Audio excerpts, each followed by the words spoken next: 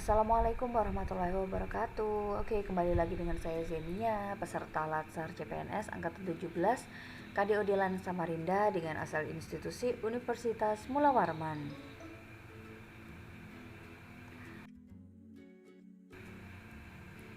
Review materi hari ini adalah tentang bagian dari aneka pada bagian K, yaitu komitmen mutu. Apa sebenarnya komitmen mutu ini dan kenapa harus dipelajari? Komitmen mutu ini terlahir, dapat dikatakan demikian ya, dari kondisi di mana biasanya terdapat fasilitas-fasilitas yang strategis itu dipegang oleh pemerintah. Oleh karenanya dapat dikatakan terjadi adanya suatu monopoli yang menyebabkan suatu pelayanan itu baik bagus atau tidak, orang akan tetap menggunakannya. Berdasar pada itu, maka terjadilah suatu stagnasi pada suatu tingkat pelayanan dan kualitasnya, bahkan even it make worse.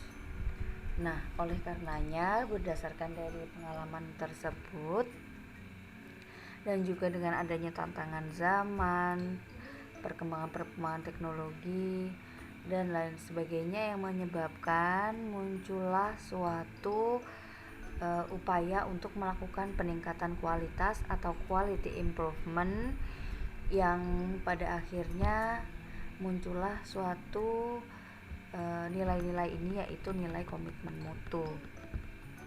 Nah, nilai komitmen mutu ini sendiri yang diajarkan pada kami yaitu agar dapat membentuk nilai dasar inovatif dan komitmen mutu pada kami peserta melalui pembelajaran tentang nilai-nilai komitmen mutu yang terdiri dari efektivitas, efisiensi, inovasi, dan juga kualitas penyelenggaraan pemerintahan dan konsekuensi dari perubahan atau prinsip keempat, yaitu mutu.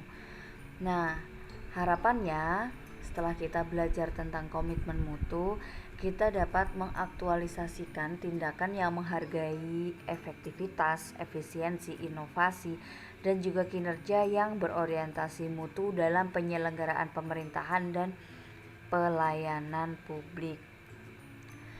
Dan selain itu, kita juga akan membahas efektivitas, efisiensi, inovasi, dan mutu dalam penyelenggaraan pemerintahan dan pelayanan publik, serta kita dapat menerapkan adanya inovasi dan komitmen mutu. Jadi, sebelum kita membahas lebih lanjut, kita akan membahas tentang kualitas terlebih dahulu.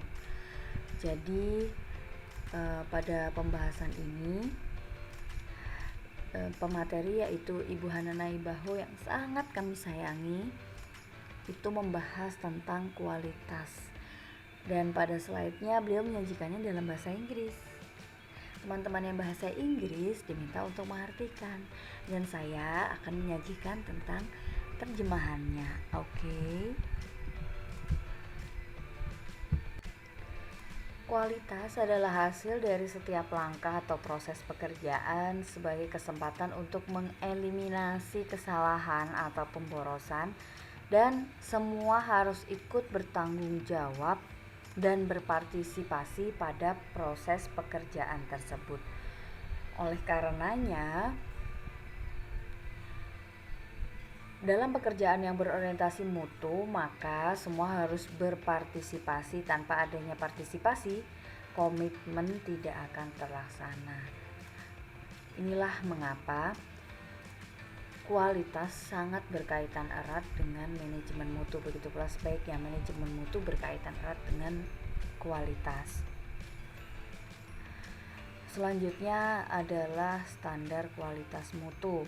Standar kualitas mutu di sini merupakan kesesuaian atau melebihi apa yang sudah ditetapkan.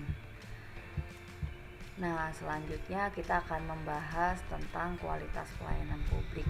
Seperti yang sudah saya jelaskan di awal, bahwa dulunya pemerintah memiliki kualitas pelayanan publik yang kurang bagus. Nah, selanjutnya sekarang Dilakukanlah berbagai macam perbaikan kualitas pada bidang pelayanan publik.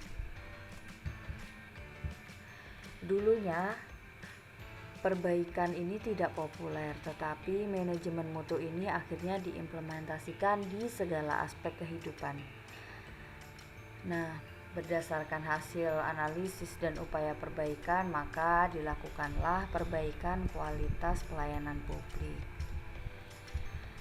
Nah, bagaimana caranya menerapkan kualitas pelayanan publik ini? Yaitu dengan menerapkan nilai-nilai komitmen mutu lewat 4 nilai dasar komitmen mutu, yaitu terkait dengan yang pertama efektivitas layanan, yang kedua adalah efisiensi layanan, kemudian inovasi layanan dan mutu layanan.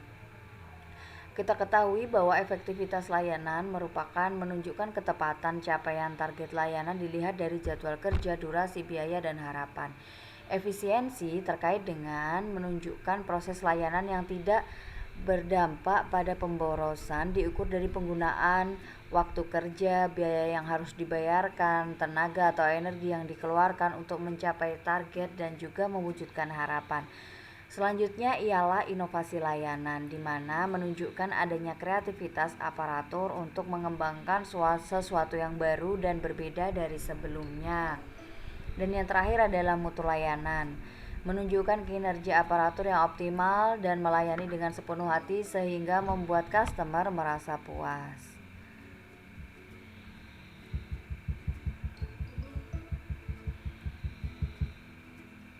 Oke, itu tadi terkait dengan komitmen mutu.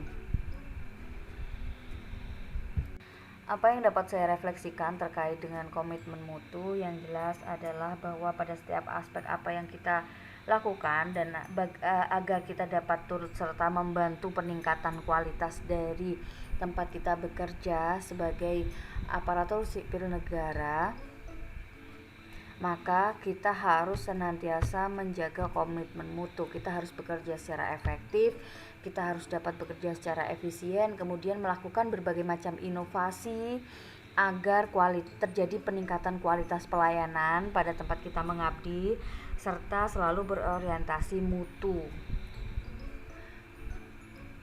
Itu yang dapat saya refleksikan. Selanjutnya, apa yang dapat saya terapkan di kedepannya, yaitu bagaimana saya harus berinovasi terkait dengan pembelajaran selaku dosen. Maka terutama di masa pandemi ini, bagaimana saya dapat memberikan pelayanan, dalam hal ini adalah pengajaran yang dapat benar-benar membantu mahasiswa untuk dapat memahami apa yang saya ajarkan, materi apa yang harus dibahas, sehingga tidak hanya sekedar untuk menggugurkan kewajiban bagi mahasiswa, tetapi memang dapat bermanfaat terhadap kehidupannya nanti berkaitan dengan mata kuliah yang akan saya ajarkan. Oke guys, saya rasa sekian dulu apa yang dapat saya sampaikan. Terima kasih atas perhatiannya. Saya akhiri. Wassalamualaikum warahmatullahi wabarakatuh.